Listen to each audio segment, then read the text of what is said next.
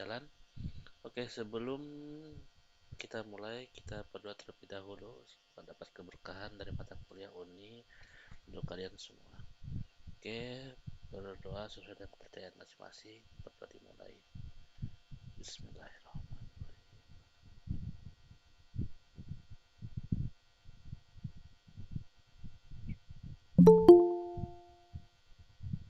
Oke, berdoa selesai. Oke, sebentar ada yang masuk sepertinya. Meiji Ramonda. Oke, sudah masuk. Oke, ini juga saya rekam. Fungsi untuk direkam itu nanti bagi ada teman kalian yang tidak bisa ikut daring, itu nanti bisa lihat dari videonya, ataupun kalian sendiri ini untuk meng-cross check pertemuan-pertemuan sebelumnya, nah itu bisa dilihat dari video. Karena mata kuliah ini outputnya nanti buat produk. Jadi alhamdulillah di semester genap ini bisa diampu oleh Kaprodi untuk mata kuliah pengembangan sistem informasi dan aplikasi IoT di Teknik Informatika. Nah, malam hari ini sudah masuk di pertemuan pertama, yaitu kita bahas topiknya tentang pengenalan IoT.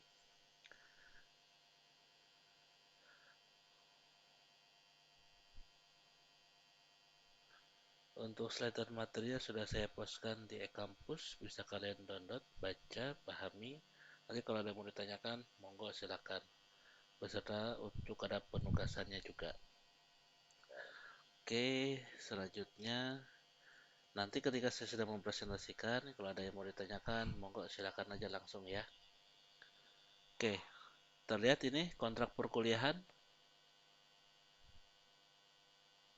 Terlihat, Pak.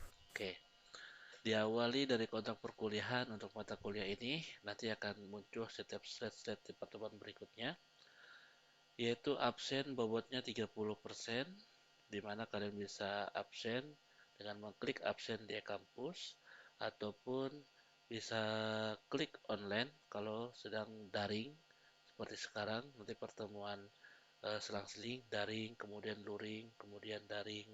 Nah, itu bisa klik online, otomatis nanti absen, ataupun bisa mengisi kolom komentar hadir di tiap-tiap pertemuan yang sedang berlangsung. Oke, kemudian ada tugas 30% juga bobotnya. Nah, tiap pertemuan itu ada tugas untuk pertemuan hari ini, yaitu ada dua. Yang pertama buat resume atau rangkuman untuk pertemuan hari ini, dan yang kedua cari jurnal penelitian yang membahas tentang IoT. Oke, dan UTS WS-nya bobotnya 20%. Untuk UTS WS-nya yaitu diganti ada peraturan dari Pelita Bangsa di mana berupa penelitian sederhana. Bisa buat perancangan ataupun nanti UTS-nya perancangan, UAS-nya implementasi. Seperti itu. Kemudian nanti outputnya dari mata kuliah ini yaitu bisa membuat produk yang mana nanti bisa dipamerkan, khususnya tentang IoT. Kemudian dari mahasiswa, nah dari peraturan dari Pelita Bangsa di semester ini, mahasiswa diwajibkan untuk mencari narasumber atau praktisi, karena di mata kuliah ini kita bahas tentang IoT, maka mencari praktisinya yang berkecimpung tentang IT. Nah, itu berupa sebanyak 2 orang. Jadi nantinya akan dibuatkan seminar nasional. Nah, dari pihak saya sebagai dosen akan membuat laporan pengabdian masyarakatnya. Nah, dari pihak Pelita Bangsanya nanti akan dibuatkan MAU dan SPK-nya, MOU. Kemudian juga ada nanti tugasnya membuat video durasi 3-7 menit, sekitar mungkin 3-5 video, tergantung nanti tugasnya di pertemuan kedua atau ketiga, keempat, dan selanjutnya. Nah, nanti syaratnya video tersebut harus dimasukkan ke dalam media sosial kalian. Bisa Facebook, Instagram, YouTube, dan lain-lain. Oke, dari sini ada yang ditanyakan sebelum saya lanjutkan tentang kontrak perkuliahan.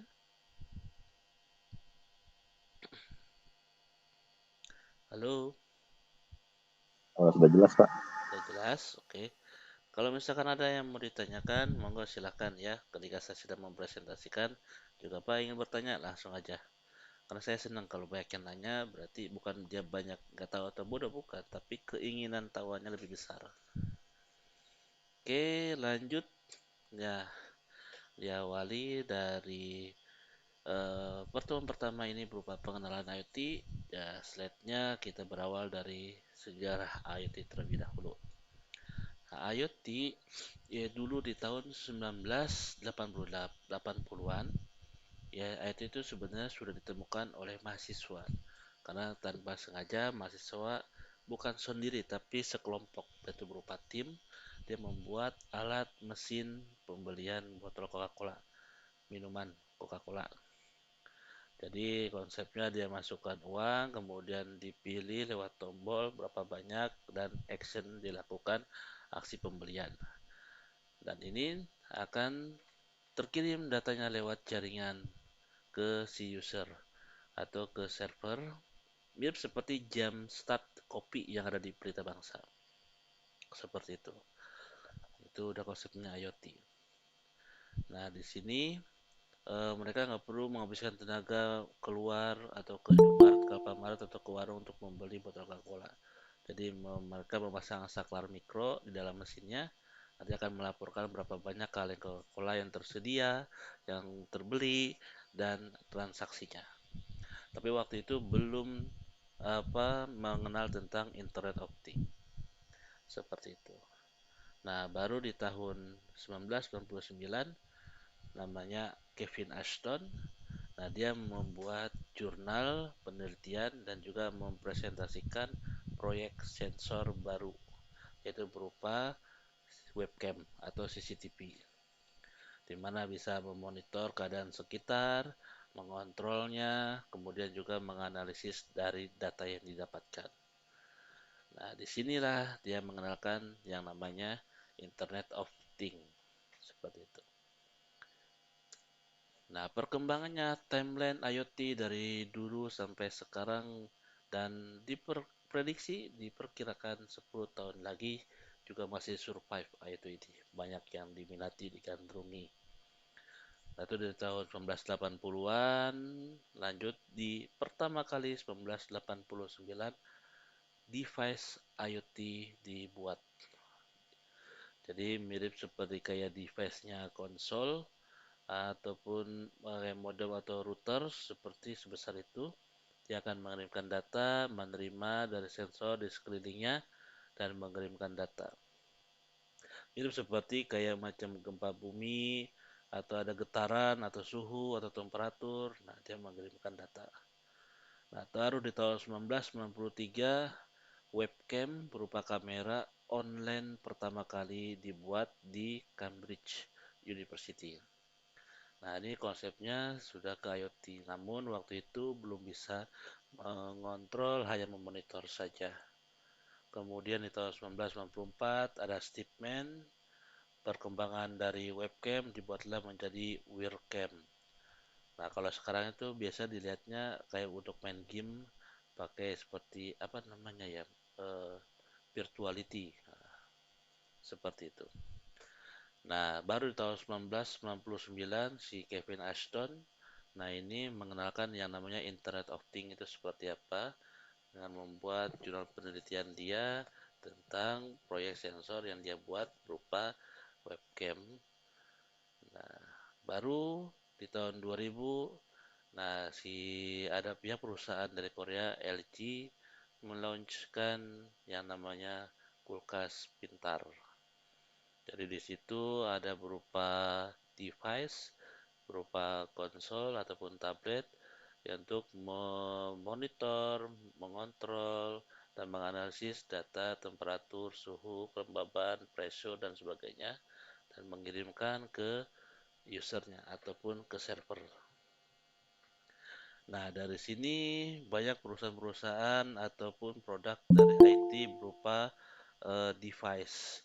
Dari tahun 2005, UN publish pertama kali tentang jurnal penelitian Internet of Things. Nah, dari penelitian itu banyak yang masuk, akhirnya dibuatlah di tahun 2007 iPhone pertama kali launching dengan mobile menggunakan IoT. Nah, lanjut di tahun 2008 terus sampai 2015 mobile ataupun smartphone yang terhubung dengan IoT makin digandrungi. Mulai dari yang tablet, pad, sampai ke mobile smartphone yang sering dipakai sehari-hari oleh kalian.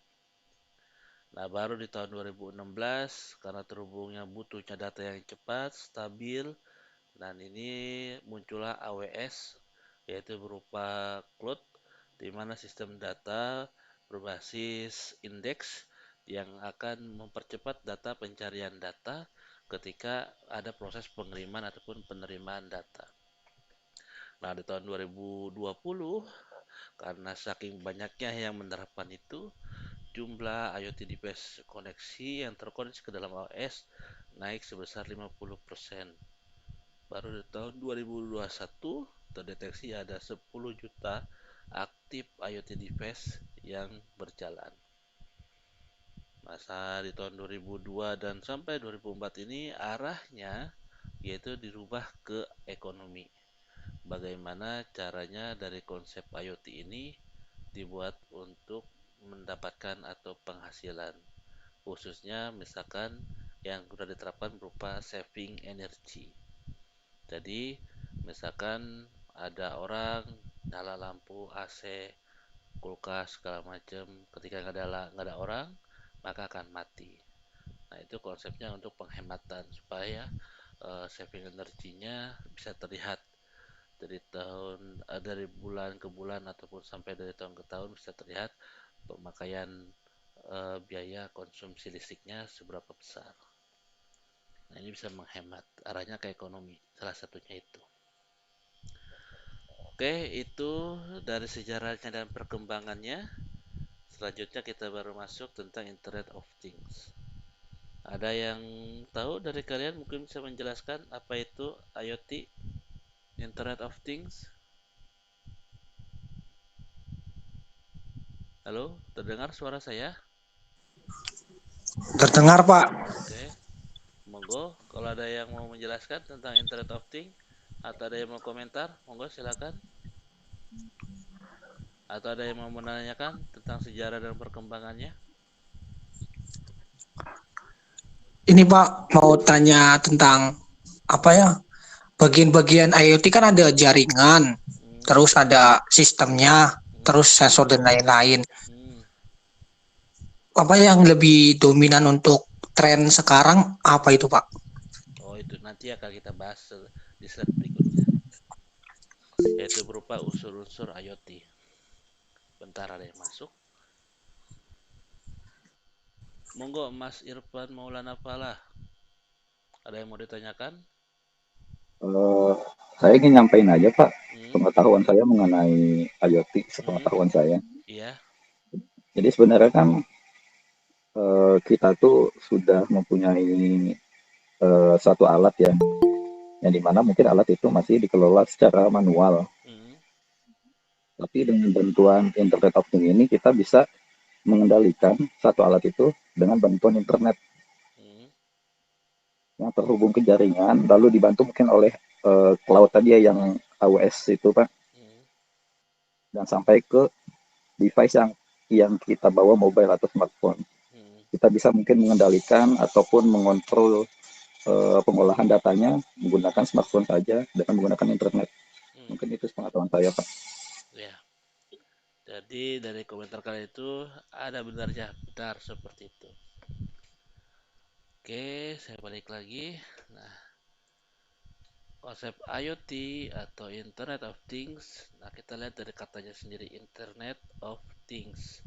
Di sini berarti jamak plural. Things itu mengartikan sesuatu atau sensor atau benda atau sebuah benda atau beberapa banyak benda. Things. Nah, di mana ada kata internet berarti benda itu terhubung dengan internet. Nah, internet sendiri berupa jaringan di mana jaringannya areanya luas, tidak berupa jaringannya lokal. Nah, singkatannya sendiri IoT. Nah, di mana merupakan sebuah konsep yang bertujuan untuk memperluas manfaat dari konektivitas internet yang tersambung secara terus-menerus.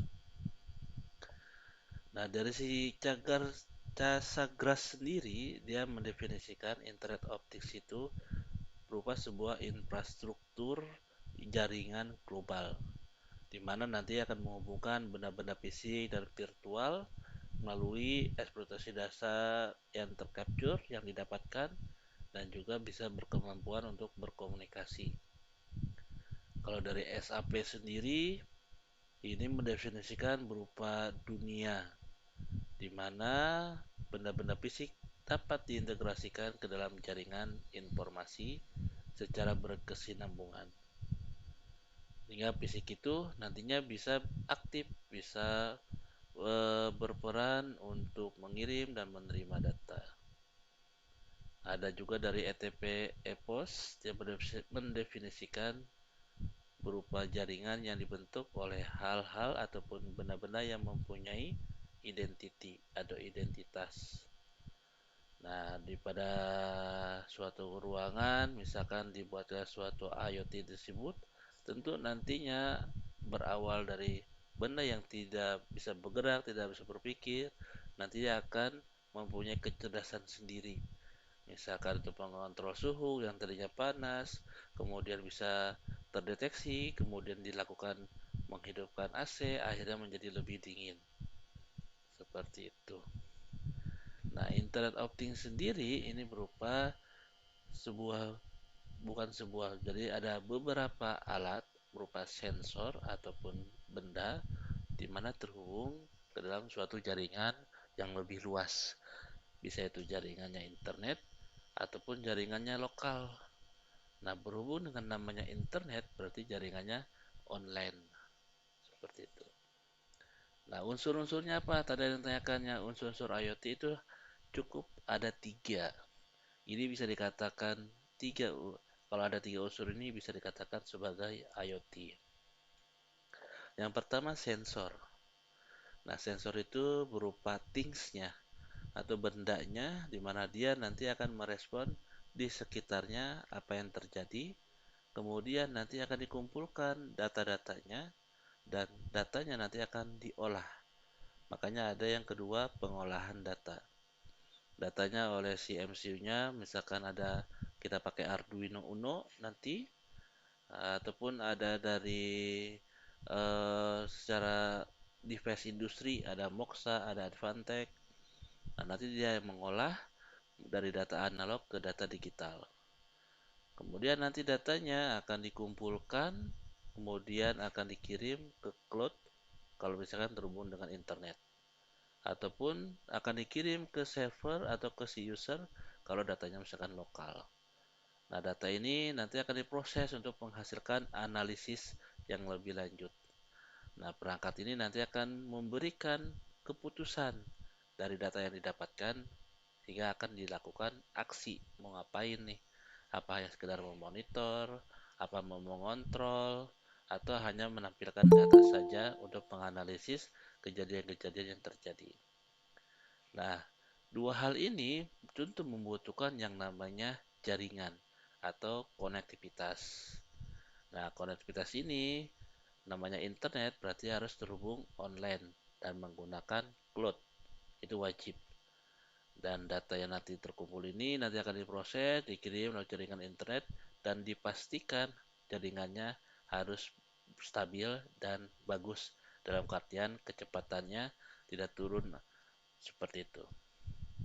Bisa menggunakan WiFi, bisa menggunakan Ethernet, bisa menggunakan jaringan seluler, 4G, 5G, ataupun bisa mengkoneksikan menggunakan Bluetooth atau Bluetooth lewat jarak dekat tapi terhubung dengan device yang terhubung dengan internet.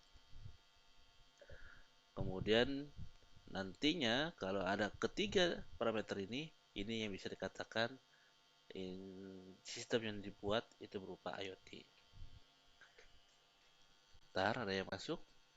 Oke, dari sini ada yang mau ditanyakan sebelum saya lanjutkan?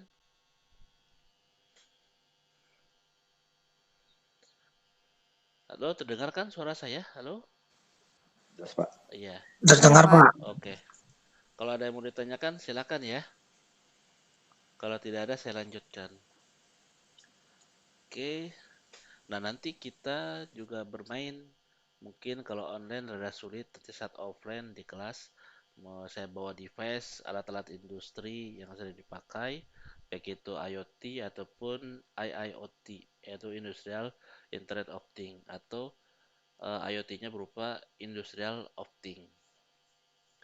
Kemudian juga nanti kalian buat perancangannya menggunakan yang murah aja, menggunakan Arduino Uno, ada saklar, ada switch, lampu, speaker. Nah, kemudian dikontrol lewat bisa kalian buat UI-nya di handphone atau di web atau di desktop, terhubung dengan internet untuk mematikan, menghidupkan lampu, mengirimkan suara dan sebagainya.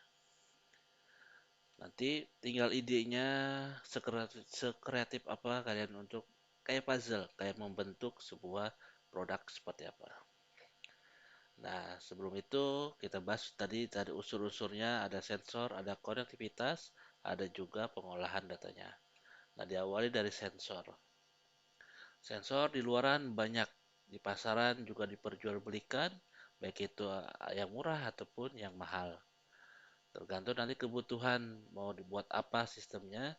Nah, ini disesuaikan sensor yang mau dibeli, yang mau dipakai. Nah, contohnya sensor di dalam Internet of Things ini memerankan peran penting. Kenapa? Karena nanti dia yang akan mengumpulkan data. Kemudian nanti akan diintegrasikan ke dalam perangkat, misalkan ada terhubung dengan smartphone atau perangkat-perangkat yang lain. Nah, salah satunya biasanya kalau dipakai di IoT sensor itu ada dari handphone accelerometer. Nah, kemudian juga ada sensor untuk kualitas udara, ada sensor biomedical, ada kamera. Nah, kamera webcam itu sensor juga. Kemudian ada sensor kimia, sensor arus listrik, giroskop, humidity, level, pressure, temperatur, proximity, dan lain-lain. Nah, itu yang disebut dengan sensor berupa things-nya. Makanya kalau misalkan dibuat IoT biasanya tidak menggunakan hanya satu saja sensor, tapi ada beberapa. Misalkan untuk mendeteksi ruangan, ada kamera, ada suhu, ada temperatur, ada pressure, ada humidity. Untuk mendeteksi benar-benar data akurat bahwa mendatangkan di situ ada orang atau tidak. Kadang kalau misalkan hanya punya satu sensor, ada sensor yang namanya elektronik itu. Elektronik kan mempunyai umur. Ada sensor yang mati, ada sensor yang lain untuk membackupnya. Dan itu memberikan bahwa data, oh ini ada sensor yang mati bisa ketahuan juga seperti apa. Nah, sensor berawal dari accelerometer, biasa dipakai oleh handphone. Fungsinya untuk mengukur percepatan atau perubahan atau arah, gerakan. Biasanya untuk di swipe, kiri, kanan, atas, bawah, ataupun merubah posisi dari handphone, landscape, potret, dan sebagainya. Itu menggunakan accelerometer. Kemudian ada juga dari sensor kualitas udara. Nah, ini di pasaran banyak dijual, termasuk di daerah Cikarang juga dipasang untuk mengetes kualitas udara. Kalau di Jakarta banyak tuh, tiap-tiap titik bus station pasti ada. Ataupun yang dari stasiun kereta juga ada. Untuk mendeteksi kualitas udara di sekitar itu bagus atau tidak. Karena pencemaran polusinya itu mengindikasikan kalau di daerah Jakarta itu sudah parah katanya. Padahal menurut saya lebih parah di Cikarang gitu, karena industri. Nah, ini sensor kualitas udara banyak di pasaran dijual. Tadi harga mulai dari 50.000 sampai ada yang berjuta-juta. Oke, ada juga dari sensor biomedical. Nah, ini biasa dipakai di apa? Smartphone yang sudah terbuild up terpasang. Tapi kalau misalkan bentukannya hanya sekedar seperti pil obat. Nah, sensornya itu untuk mendeteksi jantung, kadar oksigen, kemudian detak nadi seperti itu. Ada juga dari sensor yang di rumah-rumah. sensor webcam, kamera, door lock. Nah, ini biasanya yang murah meriah. Bayangkan produk-produk Cina itu yang murah. Cuman bedanya produk Cina kita nggak bisa custom. Karena ketika dia mau beli produknya Cina itu udah build up, ada aplikasinya, udah ada hardware-nya, tinggal pasang.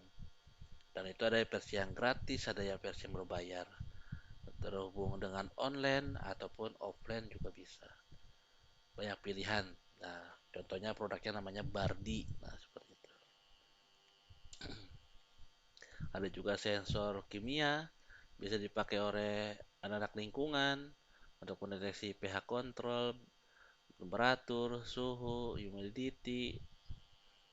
Ada juga sensor untuk mengukur arus listrik di rumah.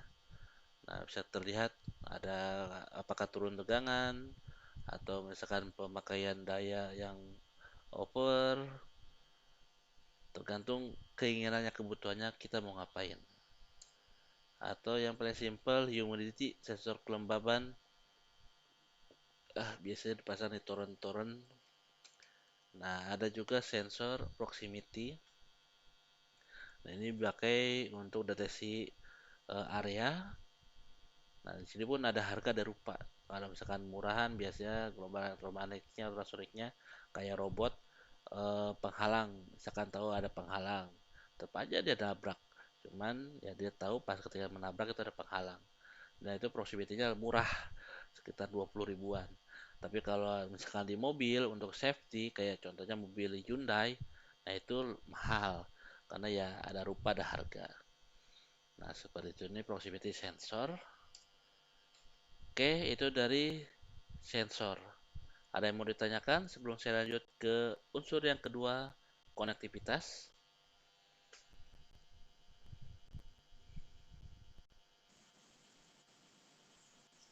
Pak, itu yang tentang humidity tadi yang dipasang di toren, Hmm. itu nanti laporannya kemana, Pak? Nah, itu tergantung. Contohnya misalkan gini. Kita ingin mengontrol apa ya, dari kelembabannya si, kalau misalnya dipasang di toren gitu, humidity.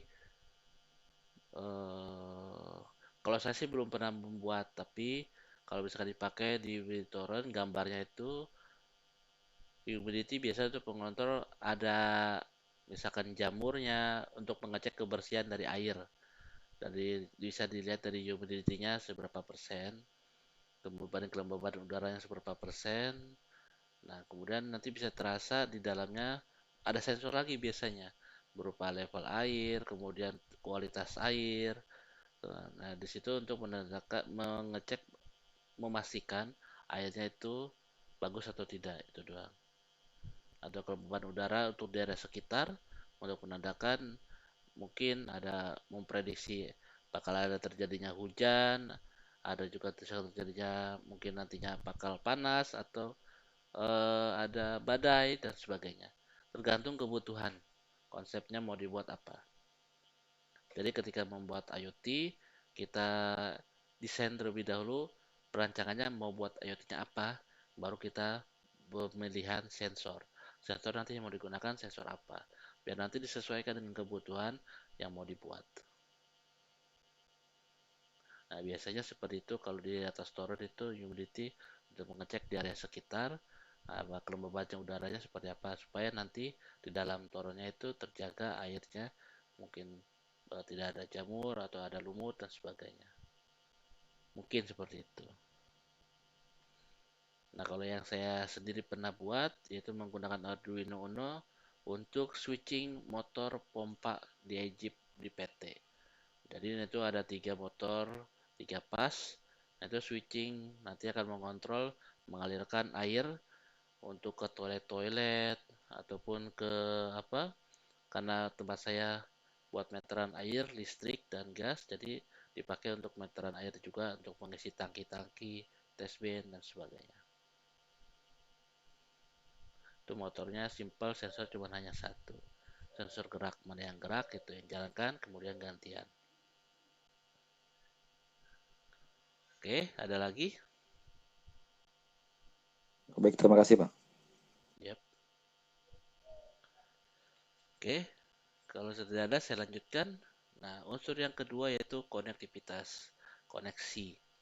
Nah, di sini berupa sarana atau jasa nanti yang akan digunakan untuk IoT. Nah, kalau misalkan tidak ada koneksi, misalkan langsung sensor, kemudian ada MCU untuk mengolah data. Nah, itu bukan IoT, tapi ya biasa alat kontrol atau disebut dengan controller. Nah, biasanya itu seperti apa? Contohnya misalkan ada PLC, sensor limit switch atau solenoid, kemudian dikontrol, langsung dijalankan. Nah, bisa dipakai oleh mesin-mesin industri. Tapi kalau misalkan ada jaringan, nantinya dikontrol lewat mungkin wire, Ethernet, itu berupa lokal karena tidak terhubung ke internet. Nah, itu bisa juga sebagai konektivitas. Namun bukan internet, tapi IoT-nya Industry of Things. Nah, konektivitas IoT ini disebut dengan koneksi Internet of Things di mana nantinya akan terhubung ke cloud, ke online. Nah, itu disebut dengan Internet of Things. Makanya kalau misalkan ada mouse wireless, keyboard wireless, atau speaker wireless, dia koneksinya menggunakan Bluetooth. Nah, tapi tidak terhubung online langsung ke internet. Itu berupa lokal. Nah, itu bukan IoT, bukan. Seperti itu. Kemudian koneksinya ada pilihan. Model yang paling murah, contohnya seluler, yaitu menggunakan 3G, 4G, 5G. Ada yang menggunakan wire, kabel, bisa Ethernet, fiber. Ada juga menggunakan satelit. Nah, satelit ini rada mahal dan juga rada ribet untuk dalam perizinan birokrasinya. Karena harus minta izin terlebih dahulu untuk mengakses kalau kita ingin menggunakan koneksinya satelit. Kemudian ada short range wireless atau Wi-Fi, ada juga menggunakan Bluetooth, ada menggunakan Zigbee. Nah, ini Wi-Fi, Bluetooth, Zigbee ini nggak bisa langsung terhubung internet sebelum adanya satu device. Ya, misalkan yang untuk menghubungkan tersebut koneksinya contohnya ada dari Speedy, Home. Nah, dia tentu akses ke dulu ke situ berupa routernya. Nah, kemudian ada yang lebih lebar lagi berupa WAN, Wide Area Network. Bisa menggunakan Sigfox, LoRa. Itu juga ada device-nya sendiri, biasanya berupa control tower yang ada di tower-tower. Nah, ini areanya bisa lebih lebar, lebih luas. Nah, ini juga sama, ada yang lokal, ada juga yang online terhubung dengan internet. Nah, dari segi konektivitas, ini ada syarat kalau kita ingin membuat IoT, konektivitasnya harus seperti apa. Nah, ini terlihat dari 3 syarat. Yang pertama, cakupan area, wide area coverage. Areanya mau sebesar apa yang mau kita IoT-kan. Misalkan satu gedung ingin membuat smart building. Nah, satu gedung PT ada 2 lantai. Nah, masing-masing lantai ada beberapa departemen ruangan. Satu departemen ada beberapa orang. Ingin mengontrol saving energy untuk smart building. Jadi kalau ada orang buka pintu, pintunya nggak dikunci, buka pintu, kemudian lampu nyala, AC nyala. Tapi ketika mereka pulang, otomatis mati lampu, mati AC, dan pintu terkunci. Nah, itu jadi tentukan dulu syaratnya cakupan areanya apa. Kemudian yang kedua, energi. Karena untuk IoT membutuhkan catu daya, membutuhkan baterai di MCU-nya, di mikronya, dan juga membutuhkan 220 dari PLN untuk koneksinya. Kalau misalkan itu semua putus atau mati, ada gangguan listrik dari PLN, nah itu harus membackup. Karena kalau misalkan mati ya udah nggak jalan tuh IoT-nya. Nah, biasanya untuk membackupnya bisa menggunakan third party. Kalau di industri biasanya menggunakan Cikarang Distrindo. Tapi kalau di rumah-rumah biasanya yang paling simpel itu menggunakan panel surya. Seperti itu. Ataupun ada selain itu ada baterai. Baterai charging otomatis ketika kalau misalkan mati itu mirip seperti kayak UPS itu yang berjalan. Dan yang terakhir tentu kecepatan. Namanya koneksi butuh kecepatan yang baik dan stabil. Kecepatan bisa bagus, itu tidak terjadinya loss. Karena ketika terhubung internet, beda dengan terhubung jaringan lokal. Koneksinya kalau misalkan lokal, selama dia menyambung, mengeping bisa satu sama lain, itu tidak ada loss. Tapi kalau internet, itu kita tidak tahu. Kita tahunya ketika kita terima, datanya ada yang berkurang, ada juga kadang bertambah. Karena ketika terhubung dengan online, itu ada data fake atau data palsu. Karena ketika data yang kita kirimkan selalu ada yang memboncing, ada yang menempel. Nah, nantinya itu di proses penerimaan ada filter untuk membersihkan data tersebut. Oke, nanti kita bahas tentang pengolahan data itu. Nah, di peran konektivitas ini, tiga hal berupa cakupan, energi, dan kecepatan itu yang harus dilihat.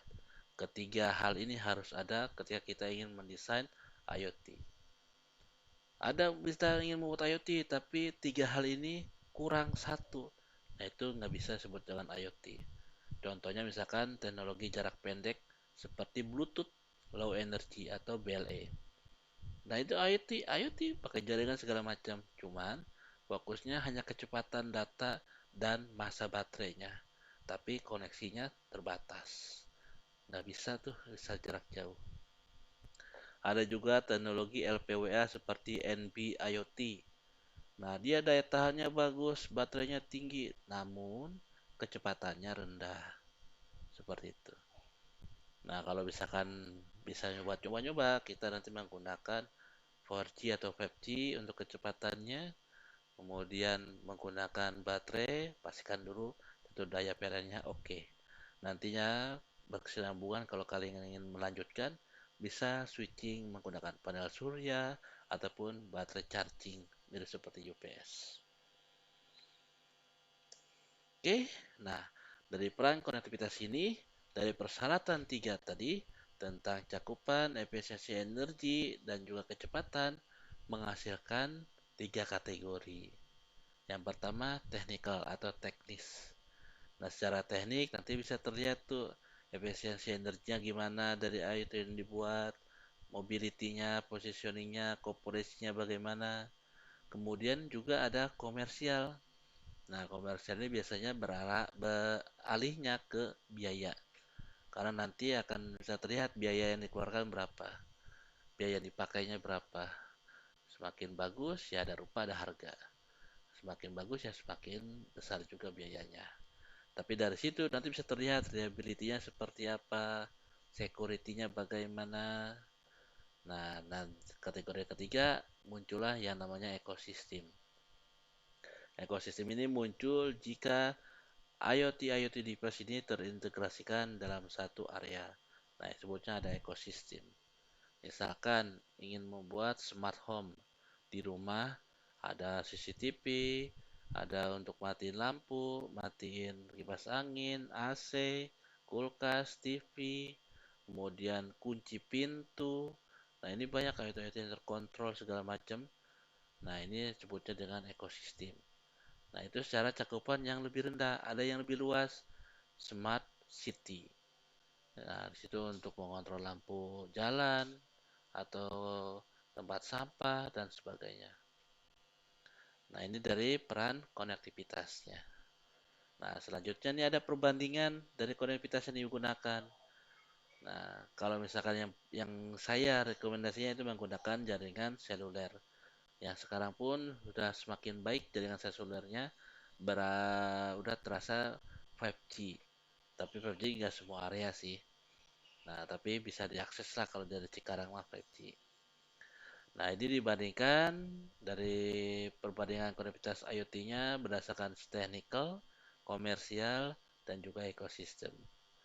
Nah, tandanya untuk low birunya cerah, medium standar, dan high birunya gelap. Nah, di sini menandakan untuk tradisional seluler atau 5G yang sering digunakan dan menandakan untuk reliability security-nya lebih baik, lebih bagus dibanding dengan untuk konsep konektivitas yang lain. Namun yang itu pun ada yang lebih baik lagi tergantung nanti kebutuhannya. Makanya ketika kita ingin mendesain IoT, kebutuhannya yang mau dibuat itu apa? Nanti disesuaikan ya sensornya, ya konektivitasnya, kemudian memprogram si mikronya untuk pengolah datanya seperti apa. Dah itu aja. 3 unsur itu jadi. Oke, ada yang tanyakan sebelum lanjut ke pengolahan data unsur yang ketiga? Monggo silakan. Siapa? Monggo Mas Irfan Maulana Pala. Mau nanya Pak, Ya. kan di IoT sendiri itu tadi syaratnya ada beberapa sensor Pak ya. Hmm.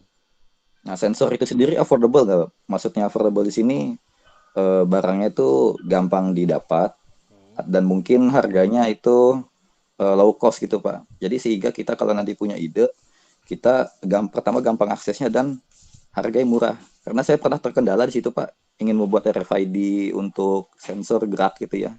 Tapi RFID dengan kapasitas besar itu harganya mahal Pak. Dan kalau menggunakan sensor 3 dimensi itu harganya jauh lebih mahal lagi. Itu Iya, mungkin gimana Pak mengatasinya? ya. Saya itu pernah mengerjakan RFID gerak itu untuk gudang di PT saya. Jadi ada barang masuk langsung tertembak karena tertanam ada RFID di situ. Kemudian pengirimannya sampai tracking ke customer. Dari barang incoming sudah dipasangkan ID RFID-nya, kemudian nanti diproduksi, terambil, nanti akan berkurang, masuk ke outgoing untuk proses selanjutnya pengiriman sesuai dengan SO. Nah, itu sendiri kan saya bilang semakin bagus, semakin alatnya ada harga, ada rupa. Nah, itu dilihat dulu kebutuhannya. Nah, kalau saya juga sama waktu itu mencarinya memang serada sulit dan rada mahal kalau di pasaran. Baik lagi, yang menguasai semiconductor itu Cina. Nah, itulah saya cari-cari barang-barang Cina. Karena ya so far penting bisa jalan walaupun reliability dan durability-nya kurang bagus. Memang saya akui eh, komponennya emang kurang bagus, tapi yang penting bisa jalan dan bisa show up kan. Dan kita bisa meyakinkan bahwa konsep yang kita buat IoT ini bisa berjalan. Nah, kalau misalkan sensor sendiri, sensor harus bilang sensor itu memang ada yang murah ada yang mahal tergantung dari sensor yang kita mau dibuat mau sensor apa. Kayak semacam sensor suhu, temperatur, pressure, proximity, yang murah ada yang murah, yang mahal pun ada. Nah, tergantung nanti kebutuhannya. Kalau misalkan masnya nyari eh, sensor mungkin kayak tadi tuh yang apa RFID yang berupa mungkin nggak common di pasaran, mungkin rada sulit. Dan karena rada sulit itu jarang ada yang peminatnya, jadi harganya juga sama, mungkin mahal juga. Kalau cara mengatasinya bisa mungkin diakalkan kalau misalkan dirubah konsepnya, mungkin ngikutin dari sensor yang ya kayak macam sensor untuk yang gerak kah atau deteksi barcode reader lewat wet area, dapat itu kan frekuensi biasanya kalau di RFID. Baik Pak, terima kasih. Oke, monggo silakan kalau ada yang lain. Nah, nanti kita pun nanti akan coba membuat itu ya misalkan contohnya beli sensor yang murah aja, sensor suhu TF200. Nah, kita tiup atau kita buat hawa panas dari mulut. Nah seperti itu pun terasa. Nanti mengirimkan, kita bisa mengukur nih area daerah tersebut hawanya berapa, temperaturnya berapa. Deketin misalkan ada botol mineral yang dingin. Oh ternyata jadi dingin. Untuk sekedar memonitor suhu area. Nah itu kalau misalkan areanya misalkan satu gedung luasnya 1 hektar, nah itu nggak bisa sensor itu. Nah, bisa dilakukan tapi harus banyak. Nah, seperti ada pun bisa untuk satu tapi sensornya yang bagus, yang mahal. Seperti itu. Nah, disesuaikan nanti kebutuhannya dan dilihat dari cakupan sensor tersebut. Karena sensor sendiri itu ada rupa, ada harga. Seperti itu. Tapi satu hal, kita jangan mentok di situ dulu, tapi kita yakinkan bahwa konsep yang IoT yang mau kita buat itu bisa dilakukan, bisa direalisasikan, bisa dijalankan. Tinggal mentoknya di mana? Biaya. Nah, kita lihat sponsornya. Ya kalau di PT ya tanyakan ke manajemen. Tapi kalau misalkan freelance sendiri ya tanyakan ke sponsornya atau mitranya. Seperti itu. Oke, monggo silakan kalau ada yang lain.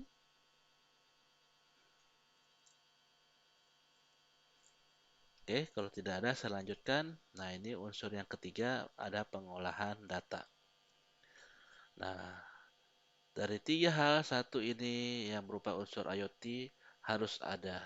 Karena nanti tentu ada data yang didapatkan dari si sensor, datanya mau diapain? Ya tentu harus diolah.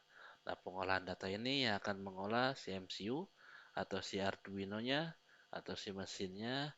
Nantinya data yang dikumpulkan, diolah, kemudian diproses dan dikirimkan.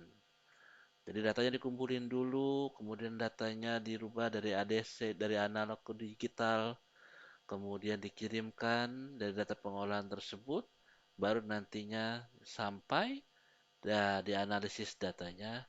Dari situ bisa dilakukan apakah tindakan, atau hanya memonitor, atau ada hanya melihat hasil analisanya terlebih dahulu.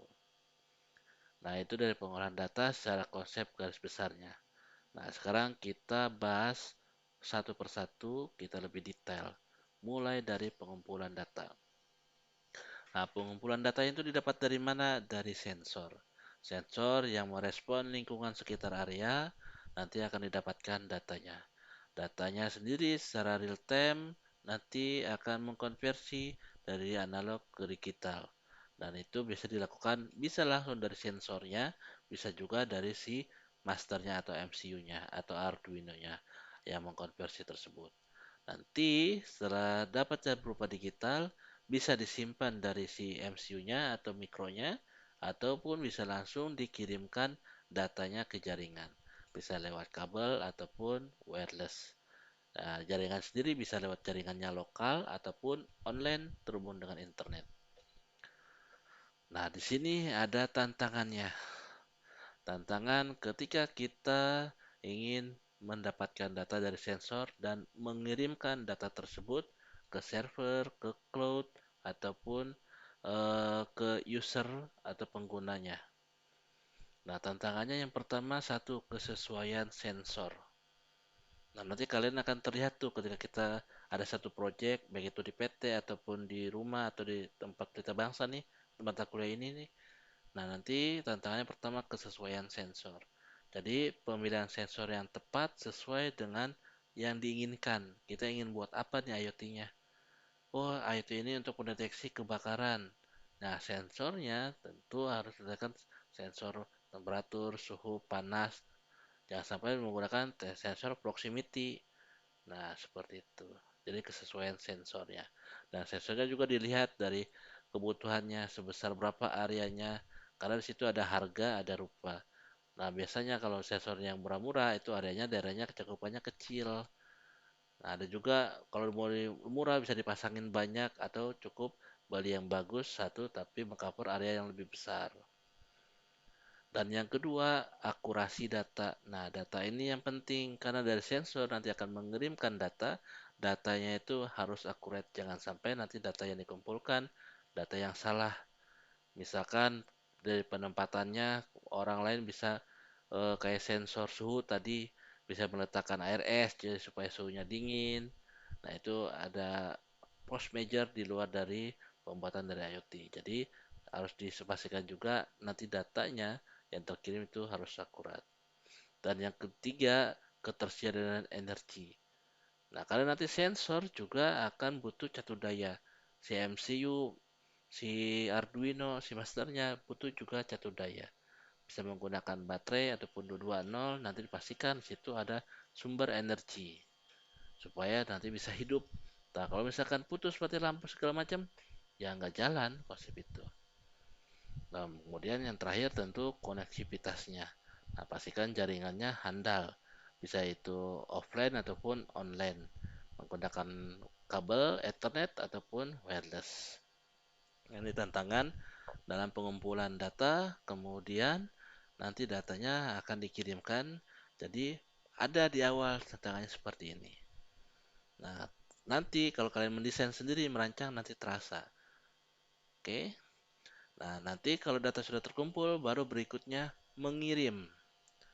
Nah, data dikumpulkan menggunakan lewat jaringan, bisa 4G, 5G, Wi-Fi, kemudian data dikirim. Nah, saat pengiriman data ini menggunakan protokol.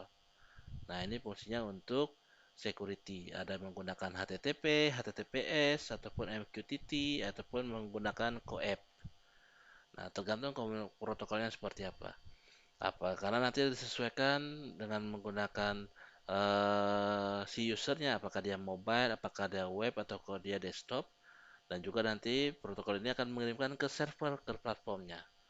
Nah, tersimpan nanti di cloud-nya, atau langsung ke database-nya, atau langsung ke si user pemakainya online.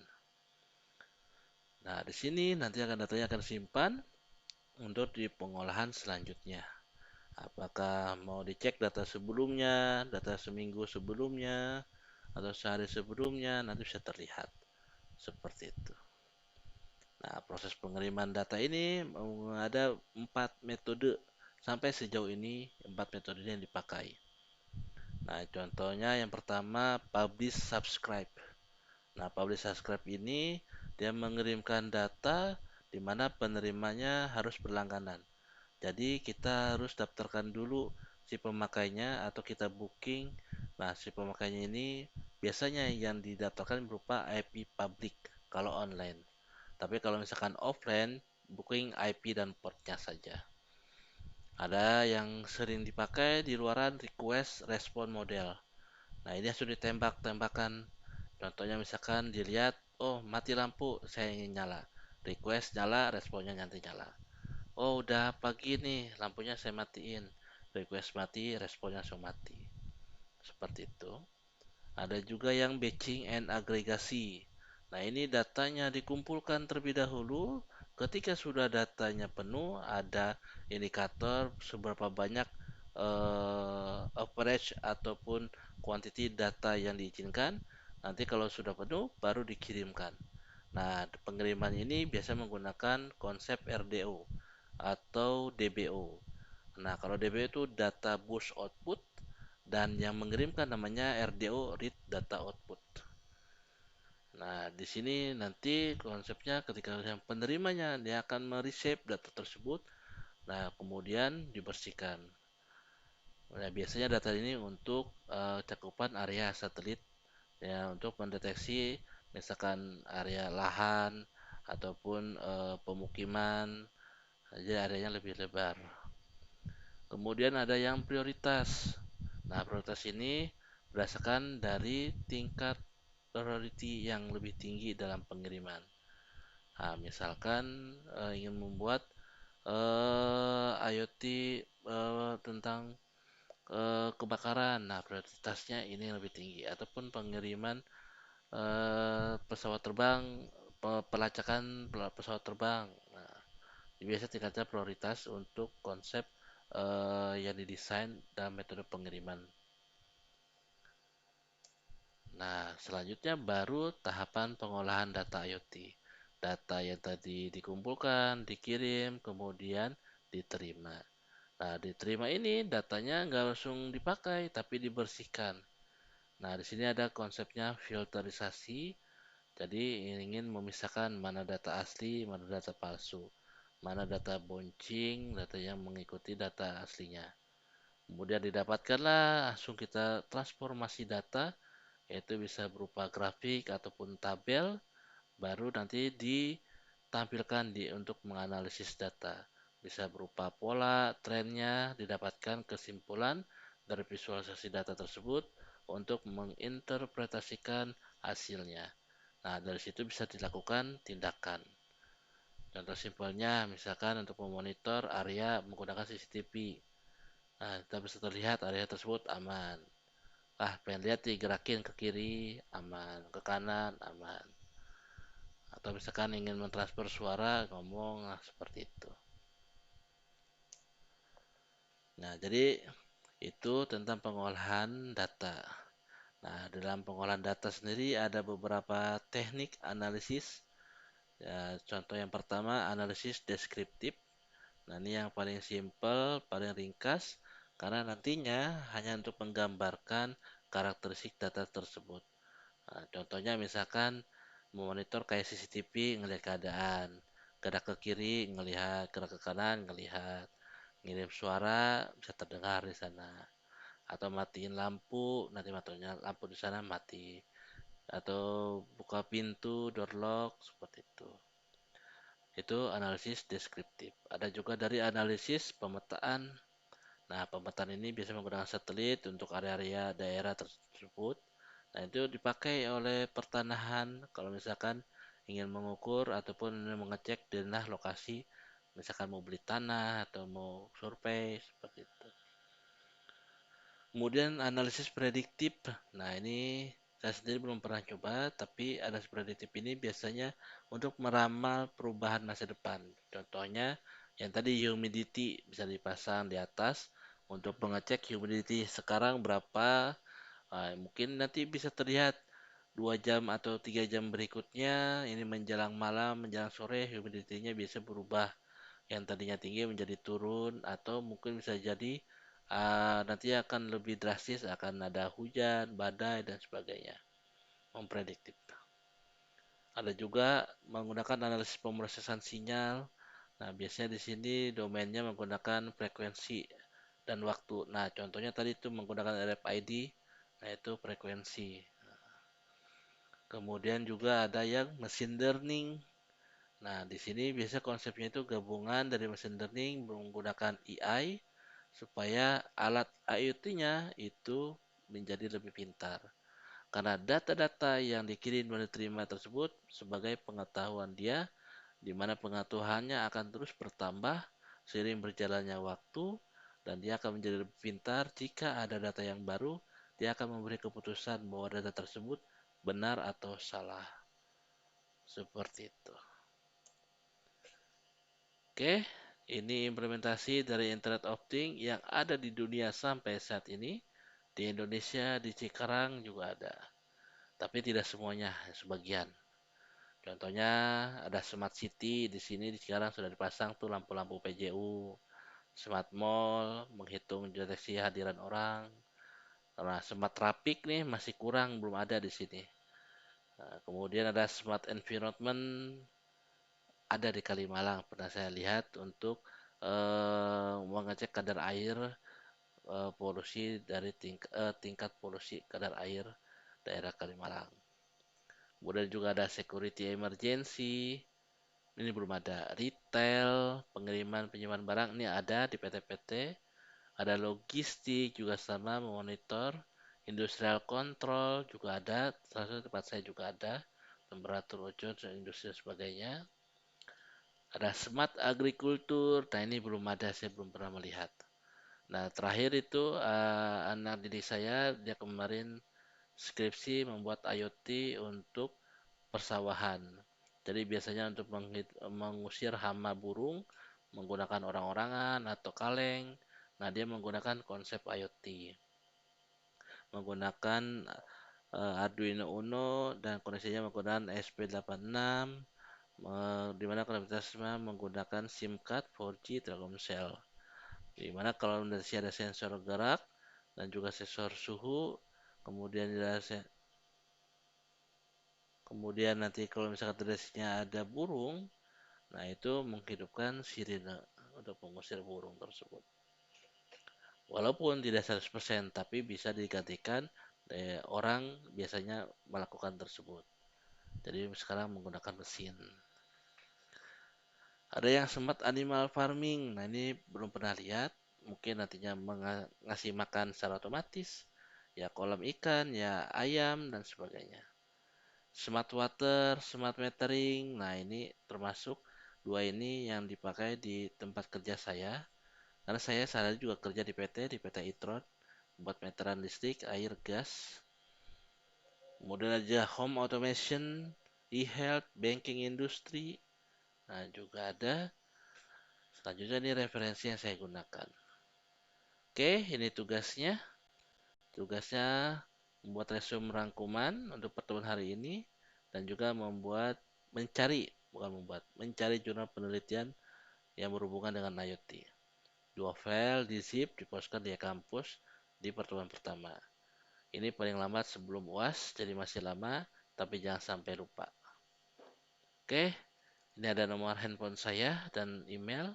Kalau ada yang mau ditanyakan, mau japri, atau di WA group, atau mau email, monggo silahkan. Monggo silakan kalau ada yang mau ditanyakan.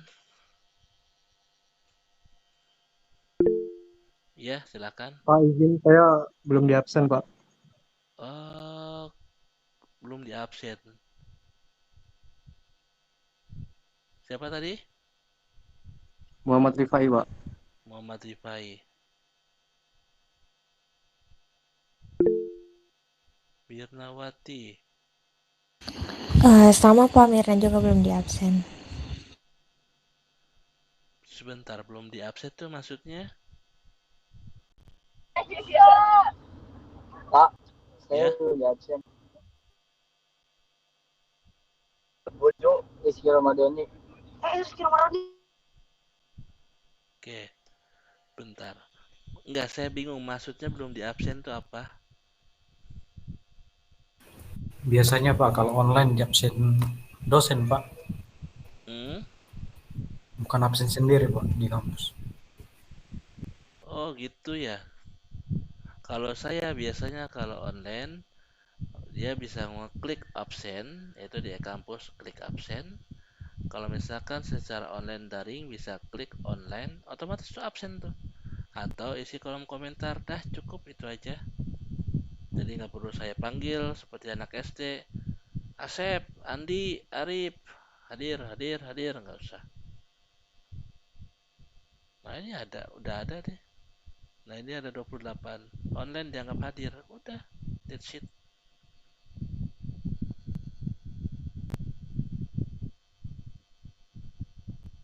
Oh ada tuh, terlihat kan? Oke. Oke Pak. Ya mungkin beda konsepnya sama dosen yang lain, tapi kalau bagi saya seperti itu untuk yang absensi. Jadi kalau kelas ini belum pernah diampu sama saya sebelumnya ya? Belum, Pak. Oke, ya itu. Kalau misalkan kira sudah pernah. Berarti kalau belum, nah itu Belum Pak. biasanya saya seperti itu. Monggo kalau ada yang mau ditanyakan, silakan. Izin bertanya, Pak. Iya, ya silakan. Itu kalau pembacaan sensornya kan biasanya pakai Arduino Uno, terus pakainya ini ya, Node-RED ya, Pak. Nah, di situ kan kalau misalnya chambernya pakai kabel internal itu termasuk IoT apa tidak, Pak? Chambernya pakai kabel internal berarti belum ke IoT. Berarti kayak misalnya pembacaan suhu di mesin itu yang dipakai layar itu bukan IoT ya, Pak? Belum. Itu industry of things. IoT-nya bukan internet. Oh. Berarti harus ada ke cloud itu ya, Pak, ke simpanan awan. Ya. Kalau misalkan sebutnya dengan internet itu jaringannya lebih luas. Kalau misalkan untuk di PT atau di perusahaan biasanya menggunakan jaringan lokal, nggak ada akses ke internet. Nah itu sebutannya industry of things. Misalkan ada menggunakan internet di industri, IIoT, industri Internet of Things. Tapi kalau kita ingin menyebutnya pengen ada Internet of Things, nah itu tinggal dikoneksikan aja terhubung ke jaringan internet, kemudian bisa dilihat di mana saja kalian di WC, di parkiran, di mall, terhubung ke internet, alatnya bisa mengakses ke alat yang ada di PT. Oke, Pak. Jadi Berarti itu cuma IoT doang, industry of thing ya, Pak ya? yes, correct. Nah, atau sebut juga dengan DCS, namanya Distributed Control System. Jadi sistem yang terkontrol secara terdistribusi di situ saja. Nanti kalau bisa dihubungkan keluar, nah baru bisa distribusinya lewat online. Nah, sebutnya ke IoT. Seperti itu, Masnya. Iya Pak. Oke. Monggo silakan kalau ada lagi yang mau ditanyakan yang lain. Oh, jadi dosen yang lain tuh dipanggil satu-satu ya kalian ya. Si A, si B, si C, si D. Oke, oke, oke. Saya nggak pernah kalau saya mengampu mata kuliah di kelas apapun nggak pernah untuk menanyakan ataupun mengabsen satu-satu. Jadi absennya cukup isi absen di kampus, silakan langsung. Pokoknya selama waktunya itu berlangsung, sebelum dan sesudah maka nggak bisa. Nah, ketika pertemuannya daring, bisa klik online juga untuk absen, ataupun bisa isi kolom komentar untuk pertemuan yang berlangsung. Nah, sebelum dan sesudahnya kalau ada yang isi komentar akan saya hapus. Monggo silakan kalau ada yang mau ditanyakan. Kalau kurang jelas tanyakan ya. Atau di luar jam kuliah juga kalau ada yang mau ditanyakan monggo silakan. Ada di akhir itu ada nomor handphone dan email saya. Dan ini tugasnya, ini referensi yang saya gunakan. Nah, nanti untuk ya, ada yang bertanyakan? Itu izin bertanya Pak. Hah? Itu tugas Hmm? jurnalnya apa? Terserah yang penting ada kaitannya dengan IoT Pak. Iya, jurnalnya terserah. Tapi yang lebih bagus, jurnal terindeks Scopus. Nah, itu diakui di dunia. Nah, itu ada IoT-nya nggak? Nah, biasanya orang-orang ingin melanjutkan tesis atau penelitian, ngambil dari jurnal terindeks Scopus. Oh, dia mau buat jurnal apa ya IoT ini? Ah, nanti saya modif atau saya rubah atau saya tambahkan. Nah, nanti ada muncul lagi jurnal lanjutannya. Seperti itu. Kayak gitu aja tiap tahun, tiap tahun. Kayaknya lama-lama berkembang tentang IoT. Seperti itu. Ya, monggo silakan. Itu format tugas yang pertama Pak, yang buatlah Hah? rangkuman dari pertemuan itu formatnya bentuknya apa Pak? Word? Tulisan PDF? Ya, Word atau Oh, dibuat PDF juga nggak apa-apa. Jadi nanti ada dua file, nomor satu file rangkuman, nomor dua file PDF. Nah, rangkuman bisa juga PDF, bisa Word. Nah, dua file ini nanti di zip, nanti dipostkan di kampus di pertemuan pertama. Oke, ini udah saya buatkan penugasannya paling lambat sebelum UAS. Jadi masih lama. Nah, masih lama. Tapi jangan sampai lupa. berarti diakumulasiin setiap pertemuan apa ya? Iya, karena nanti setiap pertemuan nanti ada tugasnya. Baik itu bikin video, buat rangkuman, atau perancangannya, atau jurnal, cari jurnal IoT, seperti itu. Yep.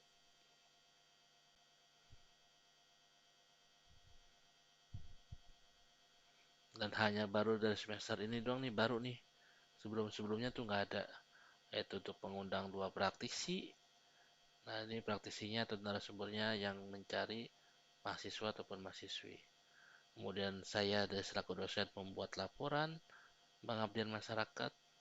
Kemudian dari berita bangsanya sendiri membuat MOU dan SPK untuk panggung seminar nasionalnya. Kemudian juga untuk tugas mahasiswa buat video durasi 3-7 menit sebanyak 3 atau sampai 5 video dari perkuliahannya. Nah, nanti di-share di media sosialnya masing-masing, bisa Facebook, IG, YouTube. Dan untuk UTS UAS-nya sekarang berupa penelitian, perancangan, ataupun implementasi. Intinya sih ada produk keluaran dari mata kuliah. Khususnya karena ini IoT, berarti ada produk IoT-nya. Itu. Monggo silakan kalau ada mau tanyakan. Nanti berarti hasil output dari mata kuliah ini bisa jadi porto gitu Pak, Porto, apa tuh Porto? portofolio. Oh, portofolio. Iya bisa. Bahkan nanti outputnya dari mata kuliah ini kita pamerkan. Nanti mungkin ada pameran kelas ini tentang konsep IoT. Ada macam kayak miniatur rumah-rumah, ada lampu. Nanti bisa dikontrol lewat handphone ataupun ada web untuk hidup, matiin lampu segala macam. Simpelnya seperti itu. Atau misalkan ada apa? Smart farming untuk nyiram area tanaman atau pertanian. Jadi bisa hidupin keran, matiin keran, buka palep atau nutup palpnya. Kemudian ada juga ngasih makan ikan, buka keran makan ikan atau mengukur suhu air, kadar oksigen dan sebagainya. Seperti itu. Makanya untuk pertemuan pertama hari ini cari jurnal IoT. Nah, syukur-syukur dari jurnal itu nanti kita buat implementasinya. Mulai dari perancangan, kemudian nanti implementasinya seperti apa. Oke, baik Pak. Iya. Oke, ada ya silakan monggo yang lain. Izin bertanya Pak, Kenapa? ini untuk seminar berarti kemungkinan tanggal berapa Pak? Nah, untuk seminar nanti disesuaikan kalian mendapatkan praktisinya atau narasumbernya kapan bisa mereka untuk mengikuti eh, coaching klinik lah untuk sharing knowledge, sharing pengetahuan khususnya karena praktisinya berarti sehari-hari tentang IoT. Nah, nantinya kalau udah dapat waktu baru kita minta prodi untuk dibuatkan panggung seminar nasionalnya. Seperti itu. Berarti ini proyek satu kelas ya Pak? Ya, project ini bisa satu kelas ataupun bisa antar kelas yang lain. Misalkan, tapi jangan sampai ya. Misalkan kelas ini, oh kita nggak punya nih praktisinya. Ada kelas lain dengan syarat mata kuliah yang sama. Beda dosen atau sama satu dosen. Nah, itu bisa seminar di sana bareng-bareng. Nah, intinya untuk menggugurkan kewajiban kontrak perkuliahan inilah intinya seperti itu. Jadi ada dua orang praktisi untuk men-sharing knowledge ataupun pengetahuan dia tentang mata kuliah yang diampu. Salah satunya tentang IoT. Nah, nanti bentuknya berupa seminar nasional. Ya, monggo silakan. Berarti Itu nanti kan izin bertanya Pak, Iya, monggo berarti silakan. nanti kan saya buat surat pengajuan ke ini orangnya, orang praktisinya. Hmm. Nanti masalah surat itu yang atur prodi ya Pak? Surat ke sana yang ngatur bisa dari pihak prodi ataupun dari pihak praktisinya bisa disampaikan langsung ke berita bahasa lewat mana ya? Ya benar lewat prodi, bisa lewat prodi dulu. Bisa lewat prodi dulu. Cuman satu hal ya, ini ada persyaratan di mana narasumber tidak dibayar. Jadi mungkin nanti praktisinya tidak dibayar itu.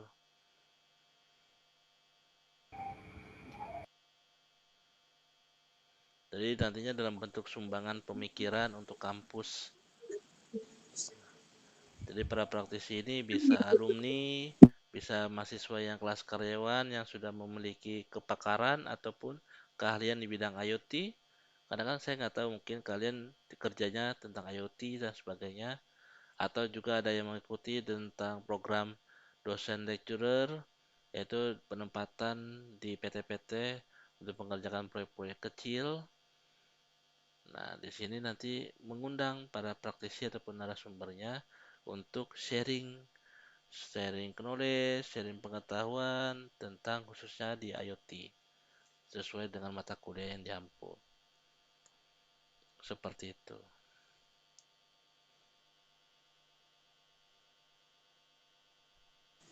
Ya, baik Pak, jelas. Oke. Monggo yang lainnya, kalau ada yang mau ditanyakan, silakan. Ini juga saya rekam. Rekamnya mana nih? Nanti rekamannya, nah, akan saya postkan di kampus di folder video. Bisa kalian cek ataupun mahasiswa yang tidak ikut bisa lihat hasil daring untuk pertemuan satu ini. Monggo, ada yang mau tanyakan tadi siapa? Saya Pak, Iya, silakan. itu nanti seminarnya itu dalam bentuk offline atau online ya Pak? Nah, sebenarnya bisa offline, bisa online. Intinya praktisinya dulu deh. Dia bisanya kapan? Kita nanti menyesuaikan waktunya. Kemudian nanti kita minta izin ke prodi ingin mengadakan seminar dan prodi nanti dapat waktunya untuk mengizinkannya bisanya juga kapan. Gitu. Berarti dengan kata lain operator seminar itu kita ya Pak, kelas ini ataupun bisa collab dengan kelas lain ya Pak? Iya.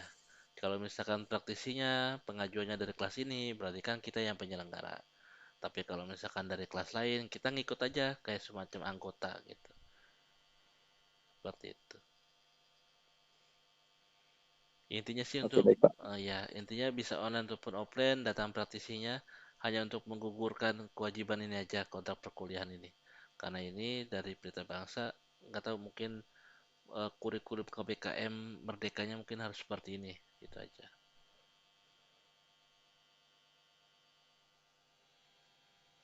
Karena semester sebelumnya sih nggak ada baru kali ini. Makanya ini nanti tiap slide ada di awal akan selalu saya cantumkan. Monggo silakan yang lainnya silakan kalau ada mau ditanyakan. Oke, kalau tidak ada ini akan saya stop 1 jam 17 menit. Nanti akan saya share di e-kampus di folder video.